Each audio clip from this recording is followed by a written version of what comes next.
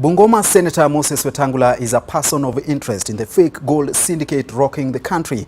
Not only has it become a heavy business for the high and mighty, with senior politicians tagging along, but it is also linked with powerful individuals in the Democratic Republic of Congo, Dubai and Russia. What has now emerged is how the Saudi prince was duped to pay millions of shillings to purchase gold from Kenyans, gold that was apparently non-existent as it was not delivered.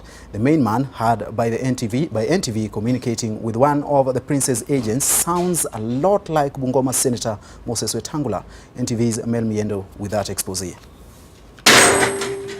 The fake gold syndicate is turning out to be an interlinked web of powerful individuals with their proxies, and both have become very cunning in the trade. In a week of revelations about fake gold scams in the country, senior politicians have been mentioned adversely in the scam. Among them is Bungoma Senator Moses Watangula. A leaked phone call between a man who sounds like Watangula and a foreigner with an accent who was said to be working for the prince shows a deal gone sour. The Arab said to have paid a colossal amount of money for gold that was not delivered to them. In the phone call, Watangula is heard trying to calm the Arab man down by using the names of President Kenyatta, ODM leader Raila Odinga and Interior Cabinet Secretary Fred Matiang'i. Raila met with the head of state on this matter. Okay. And explained to him. Yes. The head of state has called the minister. The items are safe. And since Raila brought to the attention of the boss, let him also go and explain to him what has been done so far. Then he will communicate to you. Who will communicate it to me? Through either Raila's people or through Zahir. Okay. To send your vessel to come and pick the items. So it is okay. And you send your people, Zahir was the nominate by what you're saying of the minister to take care of his participation, this and that, and we bring it absolutely whatever you and the minister saying to us with it. Now, after that much time, your word, and the minister, and I mean Matiang'i and Zahir, they don't trust to no one else. They want the actions. They have more Action than... Is, my brother, I've told you, just know that it's going to be done.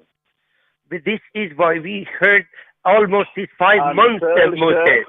If we know that they are any movement on this gold and these things of these people, believe me, any movement will be a disaster for all of you, myself is included.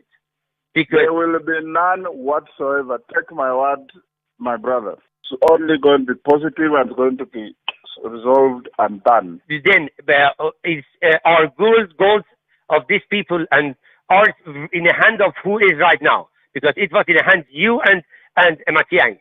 It is not in my hands. It is in the hands of the state. No, it was not before. You say it. You have it before, and Matiang'i said it has under his control. If you remember, we have all his capacity as minister, not in any other capacity. I am 100% sure there is no problem. Okay. Just rest assured and tell Sheikh not to panic. We are finishing this matter and we'll come and toast together. But when? This is the question for them because they listening these words to me for 5 months. We have to sit down and discuss this issue of money because the amount of money that I've seen is not the amount of money. It's not our problem. It's not our problem. There is a guy and the conversation that you took it and he took it. We know all this documents. We cannot say who is. Let's solve this matter. Shouting doesn't help. I've told you. No, after 5 months, the patient will over. It's over. But Moses, don't forget that you are the first one with all the documents. Okay? You and him. Then don't play a game and waste their time and don't make them more and more angry. If you are not able to do it, say no and don't play a game with them. DCI detectives will be seeking to question the senator on his involvement in the fake gold scam. Another suspect, Jared Otieno, who was at the Milimani Law Courts this morning seeking to be released on bail and bond, will be spending 7 days at the Kilelesho police station. Detectives had sought to hold him for 14 days, but only half of this was granted for investigations to be completed. Otieno was charged with defrauding a South Asian businessman 300 million shillings who was dealing with buying and selling gold.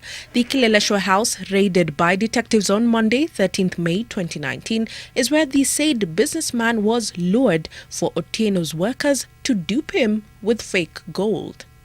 The current court case that Jared Otieno is facing is not the only case he has here at the Milimani Law Courts. There are 2 or 3 others. Now, it is a syndicate, the fake gold one, that detectives have for long been investigating and trying to get inroads on the same. Mel Miendo, NTV, Milimani Law Courts.